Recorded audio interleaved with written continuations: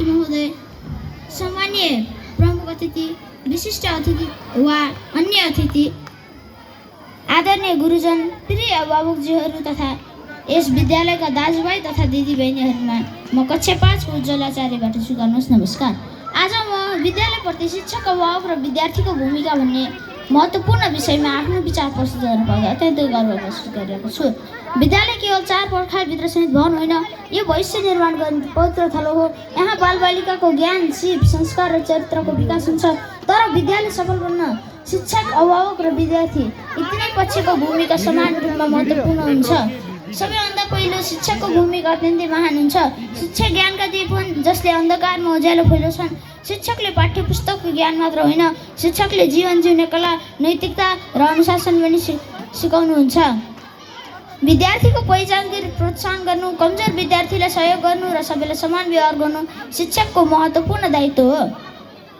दोस्रो, अभिभावकको भूमिका विद्यालयभन्दा बाहिर सुरु हुन्छ। बालबालिकालाई घर नै पहिलो विद्यालय हो र अभिभावक नै पहिलो शिक्षक हुन्। बालबालिकालाई नियमित विद्यालय पठाउनु, गृहकार्यमा सहयोग गर्नु, असल बानी बसाल्नु र पढाइप्रति रुचि जगाउनु अभिभावकको महत्त्वपूर्ण दायित्व हो।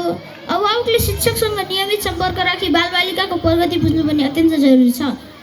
तेस्रो, विद्यार्थीको भूमिका सबैभन्दा केन्द्रमा रहन्छ। जब शिक्षक सम्प्रेरित हुन्छन्,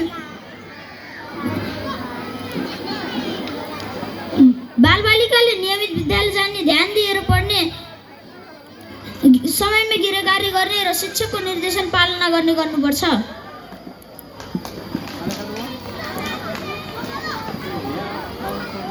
आदरणीय सभासद महानुभावहरू, जब शिक्षक सम्प्रेरित हुन्छन्, अभिभावक सहयोगी हुन्छन् र विद्यार्थी मेहनती हुन्छन्, तब मात्र विद्यालयले आफ्नो उद्देश्य पुरा गर्न सक्छ। यी तिनै पक्षको सहकार्य बिना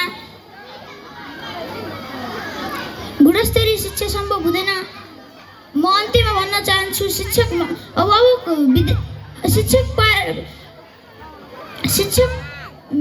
मार्गदर्शक हुन्, अभिभावक प्रेरणाको स्रोत हुन् र विद्यार्थी भविष्यका निर्माता हुन्। यी तिनै पक्षको संयुक्त प्रयासले मात्र उज्यालो भविष्य सम्भव हुन्छ। धन्यवाद।